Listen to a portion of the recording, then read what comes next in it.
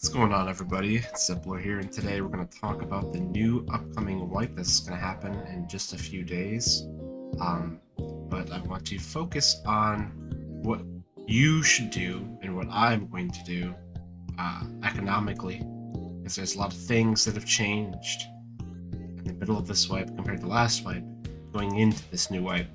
And I want to put a magnifying glass, point out those things and how they're going to change the economy, what investments you can make early on in the season so that you don't have to worry about making gold halfway through the season, and you'll be set for the season with just some few early wipe investments. So without any further ado, let's get into it. Alright, so first things first, I'm going to go over what you should not do. Do not buy the stash tabs at the start of the wipe. Maybe the 1500 gold stash tab within the first week, but I would highly recommend not buying any of the 3000 gold ones or the ones that cost more. Simply because that 1500 gold that you can use to buy a stash tab, you could use to buy a troll pelt, or you could use to buy like 4 trolls bloods. And these will go up in value. They will probably double in, like, at least pelts will probably double in price by the end of the second week, and likely triple in price by the end of the month. 1500 gold on day 1 of wipe is still 1500 gold 4 weeks into the wipe. But if you bought a pelt for 1500 gold day 1 of the wipe, it'll easily be worth 3000 gold by the end of the second week, at 4500 gold by the end of the 4th week into the wipe. I'll put it on screen here real quick if I have the screenshot. Here's what the prices of troll pelts and bags would be likely 4 to 5 weeks into wipe, and you can definitely get these items for cheaper at the start of the wipe when people want gold to buy items. One thing I can't stress enough is that you probably should not be hoarding gold coins at the start of the wipe. As much as you want to like build up your wealth and like see the number go up, coins need to be spent on investments early on. Try not to have more than about 3000 gold coins in your stash going around this wipe. Why I say this is because the value of your coins will lessen each day. 500 gold day 1 of wipe has so much more value than 500 gold day 5 of wipe even. Just looking at day to day, not so much just weeks too, so bear that in mind. I'm personally going to try to keep about 1500 gold coins minimum on hand though, because one thing you need to be aware of and notice is that patches can make certain items become much more of a focal point in the game. And any one item can become a marketplace focus. This could be due to them, being directly buffed, being bugged somehow, or even like just somebody making a build video on it. Like if the lore puts out a video on Demon's Glee Manosphere Fighter, and you haven't even clicked on it, and you see it has like a very, very few views. Safe to say, regardless of if that video is quote-unquote successful or not, there's gonna be a lot of eyes on it. So you could probably just buy up Demon's Glees and Manospheres and resell them blindly and make a profit. So always good to have gold coins on hand for stuff like that, and for whatever Iron Mace decides to buff and make ridiculously OP, so you can buy it out and then resell it and flip it, or use it yourself if you want. Iron Mace buffed the loot drops, and this was causing, a lot of people were really happy about this, and I'm sure this will stay in the game. They haven't talked about reverting it at all or nothing. But because of this, the quality, you're getting much more higher quality sellables than you were before, just because of this loot increase, which leads to a higher generation of gold just flat across the board. So there's going to be a lot more gold coins accumulated within the market fast. So things will get expensive much faster this wipe than they did last wipe. It makes it even more important to make very potent and precise investments within just the first few days of the wipe. Because, like I said, people are going to be pulling hundreds to even up to 1000 gold and just raw gold from sellables quite easily once the wipe occurs, because of that loot, due to the increase in the loot quality that Iron Mace put out. So bear that in mind. Next, I want to talk about the top 6 things that I think you can invest in to make your wipe much more easier and will alleviate any financial burdens you may experience during the middle of the wipe. There's a lot of new features and changes this wipe that will influence the pricing of items. Just a few of these to note is that, the arena being out this wipe and there being not only a ranking system, but probably rank rewards will have a huge influence on the market. But before we go even into that, the biggest thing they did that's going to influence the market, in my opinion, is they made the rank rewards specific to just your account rather than each character. So there's no longer a reason to get multiple characters to wander, to get multiple gold coin bags. You have 9 character slots per account as of right now. So that meant you can get 9 gold coin bags per account. So effectively, they're reducing the supply of gold coin bags, day one of wipe, by 900%. They're reducing, they're cutting the population, the supply of the coin bags drastically. However, this was an item, even if you get 9 at the very start of the wipe, you want more. Like, most people I know easily have like 16 gold coin bags, like just a few weeks into the wipe that they just keep around till the end of wipe because they're just so useful for holding currency. And because of this, since everybody's only going to be starting with like 1 gold coin bag instead of 9, the demand for gold coin bags is going to shoot through the roof.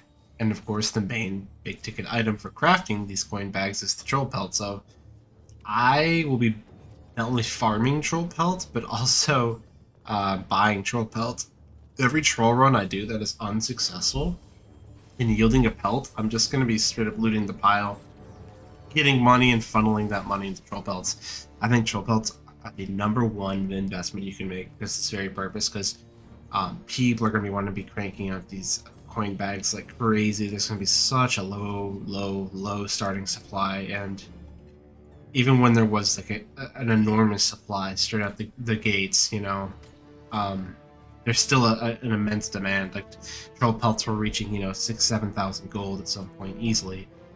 This is with every person getting 9 gold coin bags right off the rip. Now that we only are able to get 1 right off the rip, it's going to be no surprise that the troll is going to be probably the most contested it's ever been in the history of this game. I know probably myself and a lot of people are going to forego the awesomeness and amazingness that will be the randomly generated modules in the crypts, because it's only on the crypts right now, and just spamming Goblin Caves just to try to get troll pelts. So, and of course, along with troll pelts is the wolf pelts too. Not to a lesser degree than the troll pelts, because wolf pelts are almost like you guaranteed 1 every match, or 2 even if you kill both the modules with the wolves in them. I usually get like 1 per like 5 or 6 wolves that I kill. So yeah, those are pretty much more guaranteed and like the easier to get. And also you can buy wolf pelts like 125 to 150 gold each first few days away, but of course that will increase to 400, 500, 600 gold each after like a week or 2 into the wipe. So definitely I think the #1 thing is any ingredients pertaining to crafting the gold coin bag. Emphasis on the troll pelt, but also the wolf pelts. Alright, #2. The second most important thing you can invest in, I think, this wipe, or rather the upcoming wipe, the wipe that's occurring in the next few days. And this was definitely shown this wipe. The second most important thing you can invest in is spider silk. Why spider silk? Well, spider silk is necessary for crafting the spectral coin bag with the spectral fabric that drops from spectral night. But not only that, but the spider silk is so like important in very key crafts. Just the cloak of darkness, just to mention that one. The thing is that the spider silk. Let me just show you actually. So if I go to the tailor here, right, and I go to craft the spiders or the cloak of darkness. Okay, even if so, they have it so the roles are showing on crafts. We don't know if they're going to change this or not. But what is always shown, regardless, like that move speed bonus 0.7, it ranges, I believe, 0.5 to 1.5. You can choose to craft this or not. Basically, I never crafted one that was less than 1.5. I would go through all my characters and just check and see if it was 1.5. You know, because you can do this over and over and over again. If you have 9 characters, you have 9 re-rolls. This one's always 0.5, so that one's pretty shitty. But you can see where I'm going with this, right? This crafting resource, even if they make the mods, you know, the random again, the move speed bonus is the key mod on this item, and the spider silk is the key reagent to crafting it. And like this one, maybe you'd craft this one. It's only 0.1% off from being perfect and has additional physical damage. So that paired with, on top of it being necessary, 3 silks are necessary for a special coin bag, which is a lot. That'd be almost like, you know, it's you only get silk from 1 enemy in the game, and I believe it has a pretty low percent chance, like 4 or 5% chance. And again, most you have to kill these on goblin caves, which is like just another reason to farm the goblin caves, not only for the troll pelts but for spider silk as well. Because, you know, start of the wipe, this could be 200-300 gold, but near the end of the wipe, these are worth like 1,200 gold, like 1,000 minimum for 1 spider silk. It got crazy, so definitely something to look out for and to invest your spare gold in, I would say. To a lesser extent, the spectral fabric. But the thing is, the spectral fabric is only used for this craft, right? The spider silk is used for this craft. It's used for the cloak of darkness. It's used for the robe of darkness, which isn't that meta of a craft, but still, spider silk is used for all of these darkness crafts. So definitely has its use outside of just the special golden coin bag, and that is why I think it is the second most important item to invest in this upcoming wipe. Alright, the number 3 most important item, this is going to be a category of items to invest in this wipe, are consumables. Troll's Bloods, rare and epic healing potions, rare and epic bandages, and protection and magic protection potions. The main reason why these are ranked so highly in this as they are is because Arena has a ranking system, and I am certain that Arena will have ranked rewards now that it has a ranking system. You know, of course, the rank rewards, just like the dungeon rank rewards, won't come out until like March, but knowing that, the highest ranked people, the people that are ranked, I think the equivalent to demigod in the arena is called warlord. So if you want to reach warlord, you best believe you're going to be chewing through Troll's Bloods, high-grade potions, high-grade bandages, protection potions, magic protection potions, etc.